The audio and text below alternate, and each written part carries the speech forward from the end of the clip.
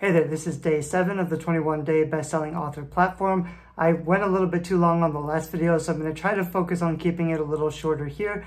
We're talking about setting up an author website. There are services out there that charge a couple of grand to set up an author website, which I don't recommend. And basically this is why. If you look at good examples of very, very famous authors, they don't really need a fast site that's easy to use. They already get the traffic. People are already searching for them by name. All they need to do is show up, which they're going to do. So famous, successful authors, they do things that probably aren't a good idea for normal, regular self-publishing or indie authors. They might use a really heavy graphic site with a lot of cool bells and whistles, something that's disorienting and hard to use. What you really want is a simple, fast, clean site that ranks well for content. I recommend WordPress. WordPress is a content management system. So there are other tools to build an author website that might give you more control about how things look.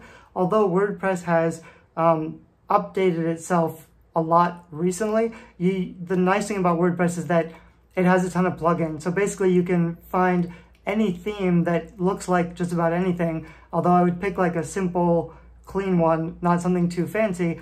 And then you can add all these plugins that allow it to have more features. It's not super easy to use, but it allows you to do a lot of things once you get used to it. And the new version of WordPress is a little bit better with drag and drop interface, which means you can just build it how you see it and move things around, which there were a bunch of plugins for that, but I think WordPress has been shifting in that direction for a while. So there's two reasons you need to have an author website.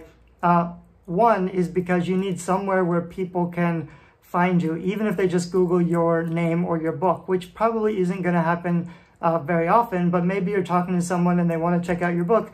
You can send them to Amazon directly, which is what I do, or you can try to get them onto your website. The only value of having a website, the main value, is because on a website you can give them an offer and get people on your email list. So you can give them a short story or a first chapter, or depending on what you do, if it's nonfiction, it might be something short and small.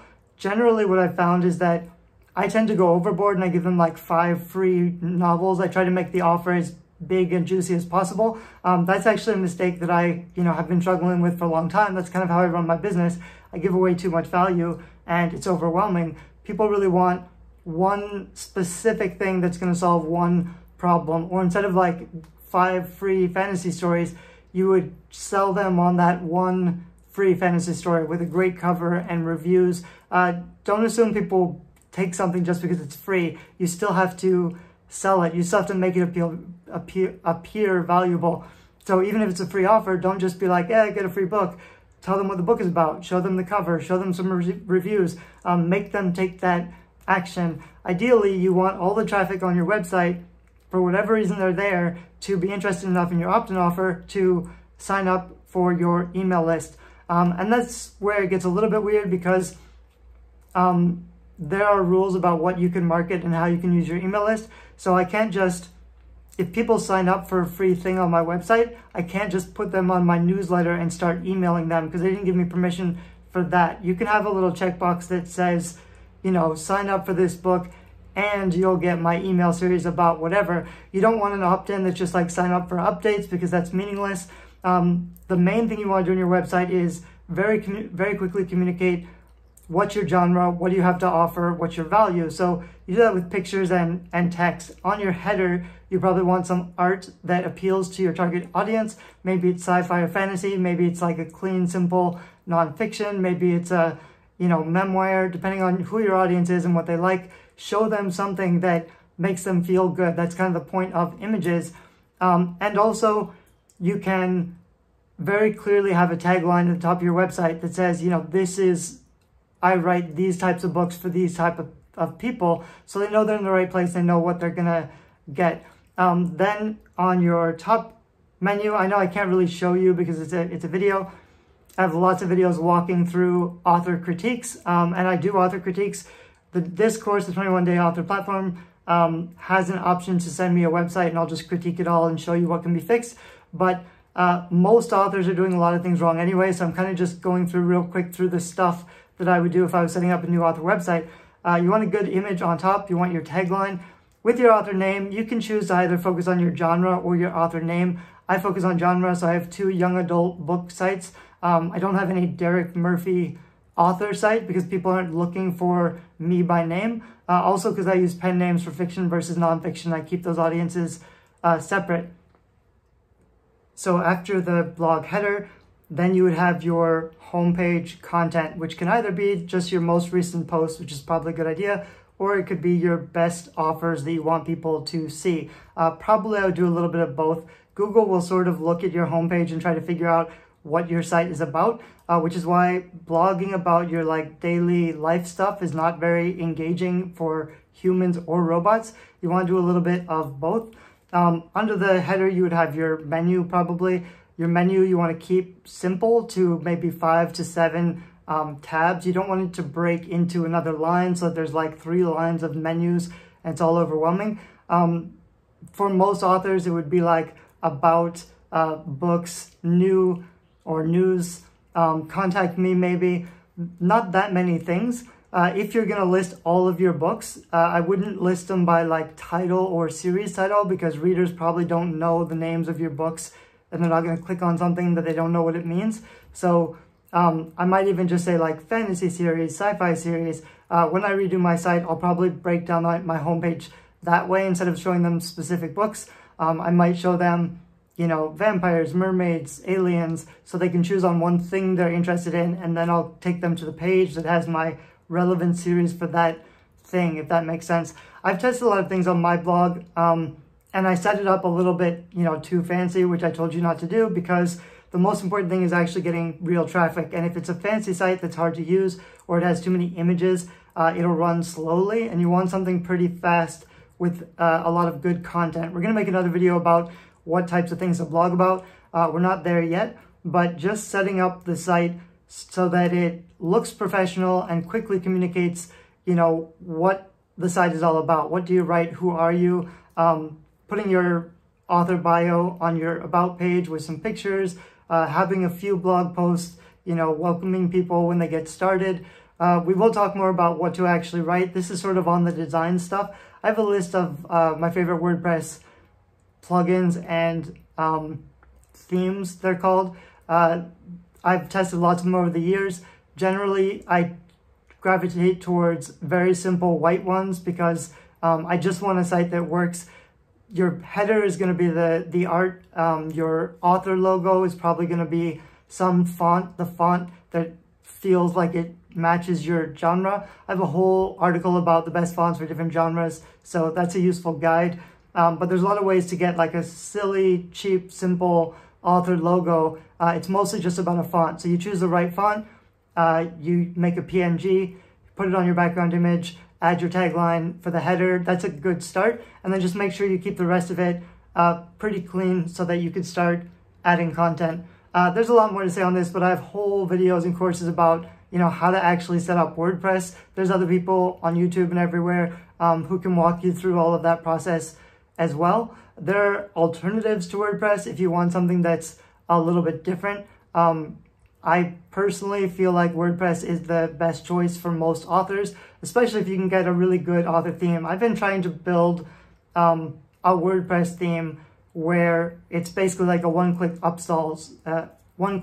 So it has maybe the 10 biggest genres, and depending on which genre, you can install the WordPress theme and click on it, and it will just give you a few choices and it'll look nice for that genre. I still think that's a good idea, so it's something I'm working on. Other people have tried to do similar things before, but in general, like selling a website solution to authors is kind of a weird thing because there are much cheaper, better solutions out there already. It's just that authors want something, you know, done for them or set up for them, so they're willing to pay more than they probably should. But if it's a hassle that you've been avoiding, it might make sense to hire someone, even on Fiverr, to just set up your WordPress site.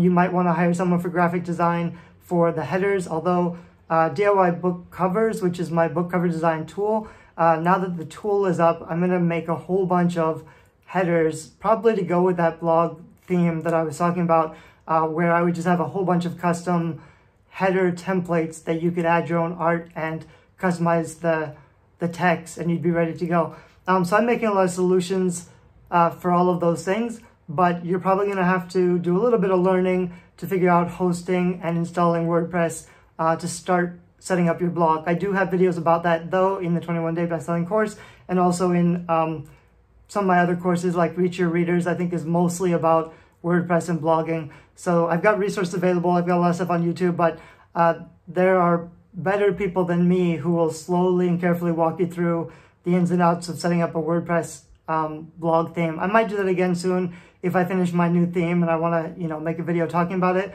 But just as kind of a quick recap, that's sort of the idea for your author website. You want to have a place that looks professional where you can send people to sign up to your email list.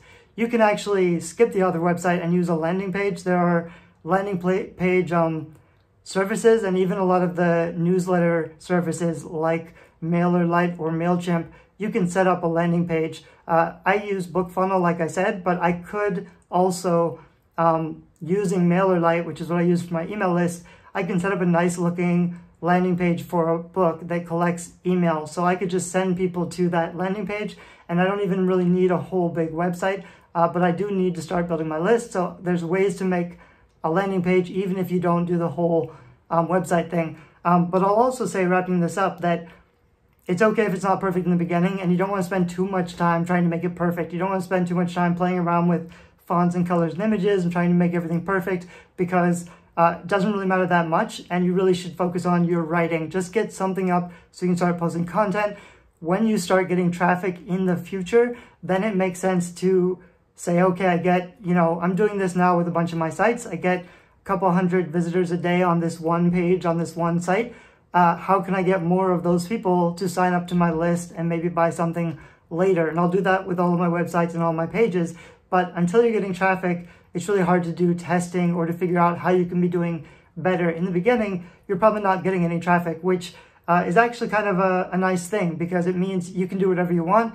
You can play around with a lot of different things. It can be broken or non-functional, but nobody really cares because no one's really there yet. Nobody's visiting it yet. But the other problem is that if you don't get any traffic, you don't know that it's not broken or that it's not working. So eventually you'll post enough content that you'll start getting some traffic.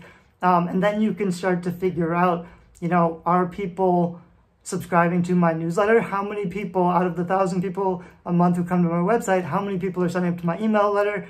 How can I make that better? There are things like pop-up boxes, which everybody hates, but they kind of work pretty well. I think pop-up boxes are like 1% or something. So if I get 1,000 visitors a month on my site and I'm converting at 1%, then that's 10 people a month that sign up to my website, which is not great, but it's 10 more people than I would have if I didn't use a pop-up. Most of my sites are up to like 40,000 people. So out of 40,000 people, I don't want to, alienate them with a pop-up, but 1% of 40,000 is a lot more people. I don't even want to do the math, but there's a lot of people that it can be worth putting up a pop-up if it converts, but then it's about testing which offers are going to convert, which offers, not only which book you're offering or which download you're offering, but also, what your pop-up looks like, what the text is. You can start running experiments to boost conversion, but only after you've already got traffic. And we're not really there yet. We're just setting up something quick and easy. You can change later. That's one of the other things I like about WordPress, is that you can update it completely with a new theme pretty easily, years later.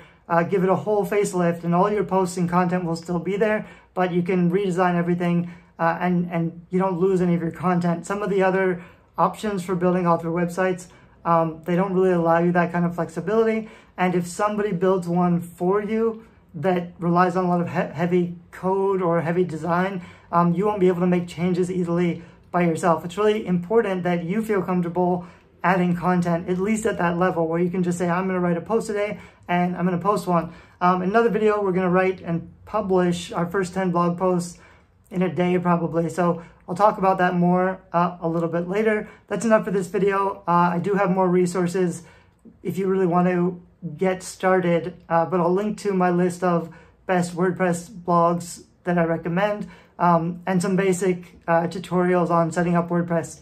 Thanks, bye-bye.